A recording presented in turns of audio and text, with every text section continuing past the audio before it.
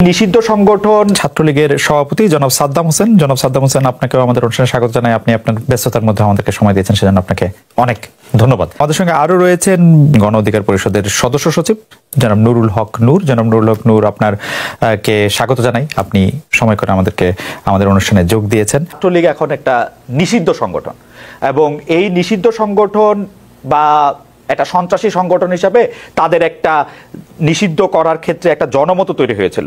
এইটা আপনি কিভাবে দেখেন? এটা প্রথমে আমরা ছাত্রলীগের পক্ষ থেকে সুস্পষ্ট বলেছি যে এটির কোনো যৌক্তিক ভিত্তি, কোনো আইনি ভিত্তি, কোনো নৈতিক ভিত্তি কোনো কিছুই নেই। এজন্য এটিকে আমরা থোড়াই কেয়ার করি, এটিকে আমরা ন্যূনতম অর্থে পরোয়া করি না। এবং সত্যিকার অর্থে যারা পাকিস্তান সামরিক বাহিনী মুক্তিযুদ্ধ চলাকালীন সময় বাংলাদেশ আওয়ামী লীগ সহ আমাদের বাংলাদেশ ছাত্রলীগের উপর নিষেধাজ্ঞা দিয়েছিল, তো যারা সামরিক স্বৈরশাসক, যারা বাংলাদেশের জনগণের উপর যারা জবরদখল করে কুক্ষিগত ক্ষমতা চাপিয়ে দিয়েছে, তারা যখন আমাদেরকে নিষিদ্ধ করে, আমরা মনে করি এই নিষিদ্ধ বাংলাদেশ ছাত্রলীগের জন্য ব্যাজ অব অনার, এটি আমাদের জন্য সম্মানের।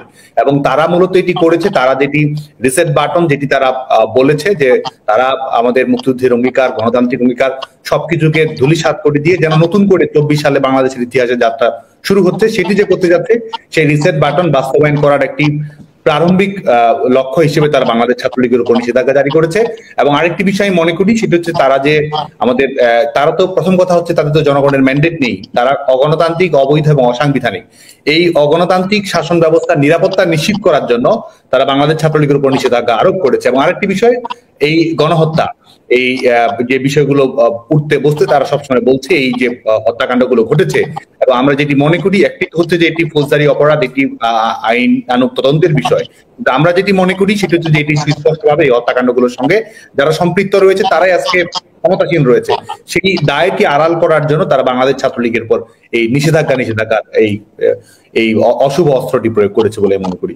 যে আকাঙ্ক্ষা নিয়ে আন্দোলন করে শেখ হাসিনার পতন ঘটানো হয়েছে এবং যে আন্দোলনে আসলে সবাই অংশগ্রহণ করেছে, কারণ এই সরকারের পতন, সেই আকাঙ্ক্ষা পূরণে ডক্টর ইউনূসের সরকার, আমরা এটাকে ডক্টর ইউনূসের সরকার বলবো না বৈষম্য বিরোধী ছাত্র আন্দোলনের সরকার বলবো আমি জানি না, কারণ তাদেরই দেখা যাচ্ছে ডক্টর ইউনূস বলছেন যে তারাই তাকে চাকরি দিয়েছেন।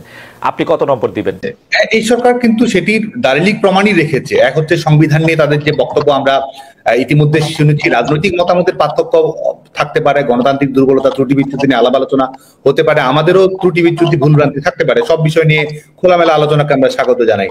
কিন্তু তারা আজকে যে বিষয়টিকে সামনে রেখে এই রিসেট বাটনের কথা নিয়ে এসেছে এবং তাদের কাজে কর্মে যদি আমরা সেটির প্রতিকায়ন আমরা দেখতে পাই, মুক্তিযুদ্ধের অঙ্গীকার, মুক্তিযোদ্ধাদের প্রতি বাংলাদেশের জনগণের যে সম্মাননা রয়েছে সেটিকে ধূলিসাৎ করা এবং 71 সালকে প্রতিস্থাপিত করার একটি প্রচেষ্টা, এবং আমাদের 71 সালের ব্যাপারে বাংলাদেশের জনগণের যে দৃষ্টিভঙ্গি, সেই দৃষ্টিভঙ্গিকে বদলে দেওয়ার একটি অপচেষ্টা আমরা দেখতে পাচ্ছি। গোটা বাংলাদেশের মানুষের সম্মিলিত যে লক্ষ্যগুলো ছিল, সেটি গণতন্ত্র হোক, সেটি শোষণ মুক্তি হোক, সেটি এক ধরনের ইনক্লুসিভ অন্তর্ভুক্তিমূলক সমাজ ব্যবস্থা প্রতিষ্ঠা হোক, সবকিছুকে আজকে ধূলিসাৎ করার যে প্রয়াস আমরা দেখতে পাচ্ছি, তো সুস্পষ্টভাবেই তারা আসলে এটিতেই তারা বিশ্বাস করে এবং আমাদের স্বাধীনতার অঙ্গীকারে তারা বিশ্বাস করে না বলে আমি মনে করি। আচ্ছা, আমি প্রশ্নটা করি, থ্যাংক ইউ। আমি প্রশ্নটা করি যে আওয়ামী লীগ সরকার পতনের পর আমরা খেয়াল করেছি যে ছাত্রলীগে থাকা ছাত্র শিবির নেতার আত্মপ্রকাশ ঘটতেছে নানাভাবে, এমনকি জুলাই আন্দোলনের সমন্বয়কও আমরা দেখতে পাচ্ছি যে ছাত্র শিবির নেতা। এই ধরনের কৌশলের কারণে গত 15 বছর শিক্ষা জীবন, ছাত্র রাজনৈতিক কেরিয়ার সবই আপনারা ঠিক রাখতে পেরেছেন, কিন্তু ছাত্রদলের অনেকে শিক্ষা জীবন, কেরিয়ার ধ্বংস হয়ে গেছে বিগত সরকার আওয়ামী লীগ ছাত্রলীগের নিপীড়নের কারণে। অনুপ্রবেশের এই রাজনীতি কি আপনাদের সাংগঠনিক সিদ্ধান্ত হয়েছে নাকি ব্যক্তিগত সিদ্ধান্তে? হ্যাঁ, এই ধরনের কিছু বিচ্যুতি অবশ্যই ঘটেছে এবং যে নামগুলো আসলো তারা বিভিন্ন সময়ে সামাজিক যোগাযোগ মাধ্যমে বাংলাদেশ ছাত্রলীগ সম্পর্কে প্রশস্তিমূলক প্রশংসা করেছে, ছাত্রলীগ কর্মীদের নানাভাবে দৃষ্টি আকর্ষণ করার চেষ্টা করেছে। ছাত্রলীগের সাংগঠনিক কাঠামোতে, যদিও আপনি যে দুজনের নাম বললেন, সাংগঠনিক কাঠামোতে তাদের কোনো অন্তর্ভুক্তি ছিল না। আজকেও আমরা দেখেছি চট্টগ্রাম বিশ্ববিদ্যালয়ে ছাত্র শিবিরের যখন পূর্ণাঙ্গ কমিটি ঘোষিত হয়েছে, সেখানেও আমরা সমন্বয়কদের একটি অংশকে আমরা দেখেছি যে বিভিন্ন জন যারা সমন্বয়ক পদে ছিল তারা ছাত্র শিবিরের পূর্ণাঙ্গ কমিটিতে রয়েছে। স্বাভাবিকভাবে আমরা দেখেছি যে একটি ছাত্র আন্দোলন, একটি ইস্যু ভিত্তিক আন্দোলন, সেই আন্দোলনের ব্যাপারে শিক্ষার্থীদের কমিটমেন্ট থাকে, শিক্ষার্থীদের দৃঢ়তা থাকে, শিক্ষার্থীরা সমস্যাটির সমাধান চায়, এটি একটি স্বাভাবিক বিষয়। এবং আমরা দেখেছি যে এই ইস্যুটিকে কিভাবে ব্যবহার করা হয়েছে এবং এই ইস্যুকে কেন্দ্র করে তারা যদি সত্যিকার অর্থেই ইস্যু ভিত্তিক আন্দোলনে থাকতো, ছাত্রদের প্রকৃত যে লক্ষ্য ছিল কোটা সংস্কার, সেই ব্যাপারে যদি তারা কমিটেড থাকতো এবং ছাত্রদেরকে ভিন্ন খাতে প্রবাহিত করার যদি তাদের ব্যাপারে ভিন্ন খাতে প্রবাহিত না করার জন্য তাদের কোনো লক্ষ্য থাকতো, তাহলে কিন্তু এই পরিচয়টি আড়াল করার কোনো। প্রথম কথা হচ্ছে যে আমরা কিন্তু এই কোটা ইস্যুর আন্দোলনে বাংলাদেশ ছাত্রলীগও আমাদের জায়গা থেকে আমরা দায়িত্বশীল ভূমিকা পালন করার চেষ্টা করেছি। শিক্ষার্থীরা জানে আজকে বাংলাদেশ ছাত্রলীগ সম্পর্কে যতই এক ধরনের নিষেধাজ্ঞা দেওয়া হোক, বাংলাদেশ ছাত্রলীগ সম্পর্কে যতই প্রোপাগান্ডা পরিচালনা করা হোক, শিক্ষার্থীরা কিন্তু জানে যে কোটা সংস্কারের ব্যাপারে বাংলাদেশ ছাত্রলীগের আন্তরিকতা। বাংলাদেশ ছাত্রলীগ কোটা সংস্কার করার জন্য সংশ্লিষ্ট সকল পক্ষের সঙ্গে কথা বলা, আইনগতভাবে বিষয়টি মোকাবেলা করা, সরকারের কাছে বিষয়টি তুলে ধরা এবং এটির সমাধান নিয়ে আসা। বাংলাদেশ ছাত্রলীগ এটির মধ্যেই সীমাবদ্ধ ছিল। কিন্তু আমরা যেটি দেখতে পেয়েছি এবং আজকে যে যারা স্বীকারোক্তি দিচ্ছে, আজকে তারা বলছে সশস্ত্র বিপ্লবের জন্য প্রস্তুত ছিল, তারা বলছে তারা এই পুলিশ হত্যা করা, শিক্ষার্থীদের হত্যা করা, এই ধরনের সেন্সিটিভ কিলিং গুলো না হলে তারা এই ধরনের পরিস্থিতি তৈরি করতে পারতো না, এগুলো তারা বলছে। আর আমরা বাংলাদেশ ছাত্রলীগের, কিংবা শুধু বাংলাদেশ ছাত্রলীগ নয়, আমরা যদি বাংলাদেশের ছাত্র রাজনীতি সম্পর্কে যদি আমরা একেবারে বিশদভাবে খেয়াল রাখি, তাহলে দেখবো যে এই যে ইন্ট্রেন্স ইন ডিসগাইজ, এক ধরনের অনুপ্রবেশের মাধ্যমে ছদ্মবেশ, এক ধরনের ভিন্ন রূপ ধারণ করে অনুপ্রবেশ ঘটানো, এটি বাংলাদেশ ছাত্রলীগও এটির শিকার হয়েছে। অন্যান্য প্রগতিশীল ছাত্র সংগঠনগুলোর অভ্যন্তরেও কিন্তু এই ধরনের মৌলবাদী সংগঠনগুলোর অনুপ্রবেশ ঘটেছে। শুধু তাই নয়, সামাজিক সাংস্কৃতিক সংগঠনগুলো, বিভিন্ন সমিতিগুলো, এগুলোতেও কিন্তু এদের অনুপ্রবেশকে আমরা দেখেছি। জনাব নুরুল হক নুরের কাছে জানতে চাইবো যে গত 6-7 বছরের হিসাব করলে একক হিসাবে ছাত্রলীগের হাতে মার খেয়েছেন সবচেয়ে বেশি আপনি। 6-7 বছর তাদের নিগ্রহের শিকার হয়েছেন, জীবনের ঝুঁকির মধ্যে পড়েছেন। যারা আপনাকে বিভিন্ন সময় মেরে ফেলতে চেয়েছে, সে ছাত্রলীগ এখন একটা নিষিদ্ধ সংগঠন, এবং এই নিষিদ্ধ সংগঠন বা একটা সন্ত্রাসী সংগঠন হিসাবে তাদের একটা নিষিদ্ধ করার ক্ষেত্রে একটা জনমত তৈরি হয়েছিল। এই নিষিদ্ধের দাবির পক্ষে আপনিও ছিলেন কিনা জনাব নুরুল হক নুর? এখন এখানে গণ অভ্যুত্থানের পরে গণমানুষের এতটা এই আওয়ামী লীগ এবং তার অঙ্গ সংগঠন ছাত্রলীগ, যুবলীগ সহ এই ফ্যাসিবাদের দোসর, তাদের প্রতি ঘৃণা তৈরি হয়েছে। মানুষ আসলে তাদের নামটাও শুনতে চায় না। তো যার ফলে আমরা লক্ষ্য করেছি যে আমাদের নেতাকর্মী সহ বড় একটা অংশের মানুষ, বিভিন্ন রাজনৈতিক দল, তারা বলছে যে যেখানে জার্মানি কিংবা ইটালির মতো দেশে ফ্যাসিবাদের কারণে মুসোলিনির পার্টি কিংবা হিটলারের নাৎসি পার্টি নিষিদ্ধ হয়েছে, সেখানে বাংলাদেশে আওয়ামী লীগ এবং আওয়ামী লীগের যে সবচেয়ে সন্ত্রাসী সংগঠন এবং হাতুড়ি হেলমেট বাহিনীর যারা তাণ্ডব চালিয়েছিল এই আন্দোলন সহ গত 1.5 দশকে, সেখানে ছাত্রলীগ এবং যুবলীগ ছিল অগ্রণী ভূমিকায়।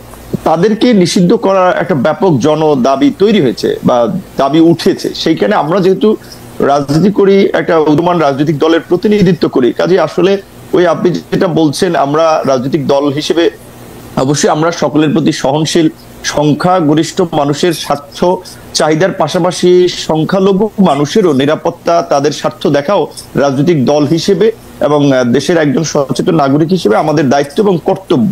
এই রাজনৈতিক দল সহ বিভিন্ন মানুষের যে দাবিটা উঠেছে যে আওয়ামী লীগ এবং ছাত্রলীগ, যুবলীগকে নিষিদ্ধ করা, আমরা যদি তার বাইরে আসলে অবস্থান নেই, সেক্ষেত্রে আমরা কিন্তু রাজনৈতিক দল হিসেবে জনমত হারাবো এবং বর্তমান সময়ের প্রাসঙ্গিকতা হারাবো। কাজে আমাদের কিন্তু এই জনগণের দাবির সাথে থাকতে হচ্ছে এবং ছাত্রলীগকে তো ইতিমধ্যেই নিষিদ্ধ করেছে। তবে আমার ব্যক্তিগত মতামত হচ্ছে যে ওই শেখ হাসিনা বা আওয়ামী লীগ যে প্রক্রিয়ায় আপনার একটা প্রজ্ঞাপন জারি করে নিষিদ্ধ করেছে, আমি মনে করি সেই প্রক্রিয়ায় না গিয়ে বরঞ্চ তাদের বিরুদ্ধে বিভিন্ন ধরনের শুনানি, তাদের অপকর্ম, যে ছাত্রলীগকে কেন নিষিদ্ধ করা প্রয়োজন, গত 15 বছরে যে ছাত্রলীগের অপকর্ম, সেগুলো তুলে ধরলে ছাত্রলীগকে 100 বছর এমনি নিষিদ্ধ করা যায়। কিংবা আওয়ামী লীগের যে অপকর্ম, কিন্তু জনাব নূর, প্রক্রিয়ায় করাটা বোধহয় উত্তম সিদ্ধান্ত। কিন্তু জনাব নূর, প্রজ্ঞাপন করে যদি নিষেধই না করা হবে, তাহলে এই সরকার বা এই সরকারের লোকেরা এত সেন্সিটিভ কেন ওই অঞ্চল, ওই পক্ষের কোনো একটা কথা শুনতে? যেমন ধরেন, আমি আমার উদাহরণ দিই। গতকাল আমি ছাত্রলীগের, নিষিদ্ধ ঘোষিত ছাত্রলীগের সভাপতি সাদ্দাম হোসেনকে ডাকলাম। এই সরকারের লোকজনের মনে হইল ও আইসা একটা তথ্য দিবে, ও আইসা একটা কথা বলবে, তারা পুরো পৃথিবী ঘুরে যাবে। আমি বিরক্ত হয়েছি হচ্ছে যে আইনটাকে আমি আগে দেখি নাই, দেখছি, কিন্তু আইনটা দেখার পরেও আমি বুঝছি, যখন আপনি মানে একটা সাংবাদিক ভিকটিমের পক্ষে দাঁড়াবে, ভিকটিমের জায়গা থেকে যদি কেউ মনে করে তাকে একটা প্ল্যাটফর্ম দেওয়া হচ্ছে, সাংবাদিকের এথিক্যাল জায়গা হচ্ছে তাকে এটা না দেওয়া। হাউএভার তারা কিন্তু কারো কথাই শুনবে না, কারো কথাই জায়গা দিবে না, তাহলে তারা এটা কেমনে করবে? মানে আমি আপনার সাথে কিন্তু 100% একমত। ছাত্রলীগ 15 জুলাই থেকে এই 5 আগস্ট পর্যন্ত কিন্তু না, গত 15 বছরে যা করছে ওদের 100 বার 100টা বিষয় 100 রকম শুনানি হওয়া উচিত, তাদেরকে জিজ্ঞেস করা উচিত তারা কখন কোথায় কিভাবে করছে। সাদ্দাম হোসেনকে জানতে চাওয়া উচিত যে 5 আগস্ট সে কোথায় ছিল, কেমনে পালাইলো, এটা জানতে চাওয়া উচিত সাদ্দাম হোসেনের কাছে। সেইটা আমি ট্রাই করছিলাম, কিন্তু ওনারা এটা পছন্দ করলো না। আপনারা এটা পছন্দ করলেন, এটা কেন, কারণটা কি?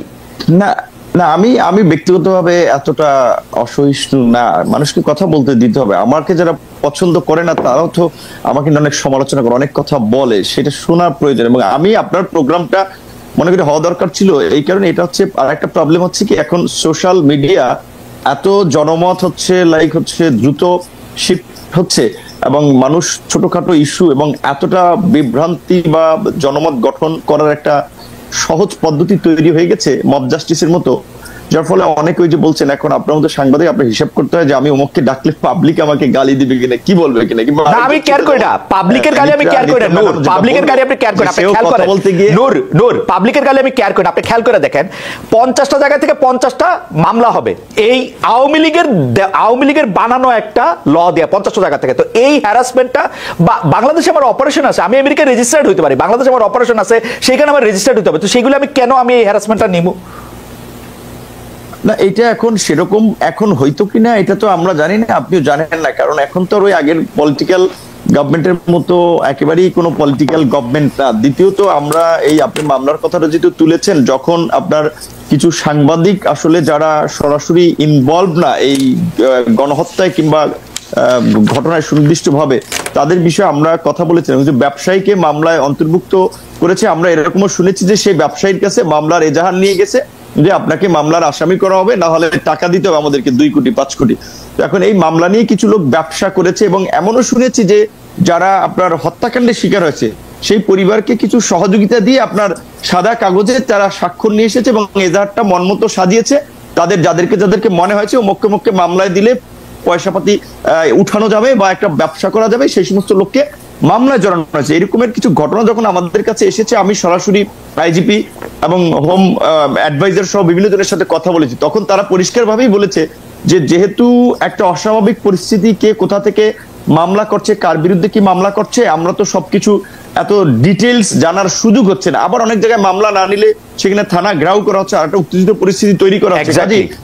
গ্রেপ্তার করলে যাচাই বাছাই করেই গ্রেপ্তার করা হবে। তো সেই ক্ষেত্রে এইটা আমি আপনার সাথে ওইখানে আপনার কথাটার আর কি উত্তর দিচ্ছি যে আগের মতো যে 64 জেলা আপনি কথা বললেই মামলা হবে, এইটা আমি ব্যক্তিগতভাবে মনে করি না। কারণ আপনার অনেক অপোজিশন লেভেলেও আপনার অ্যাকসেপ্টেন্স আছে, ধরেন এর আগে যারা গভর্নমেন্ট ছিল তাদের লেভেলেও অ্যাকসেপ্টেন্স ছিল। আমার কথাই হইতেছে না নূর, আমার কথাই হইতেছে না নূর। আমি বলি এটা পার্সোনাল, সেটা তো আমরা দেখেছি। নূর, পার্সোনাল ঘটনাকে কেন্দ্র করে তো মানুষকে জাস্টিফাই করার সুযোগ নাই যে সে একটা অন্যায় করে ফেলছে, যা সে ফেসিবাদের দোষর হয়ে যাচ্ছে। এই যে আপনার একটা ট্যাগিং প্রবণতা এটা এখনো আছে, এটা খুব দুঃখজনক।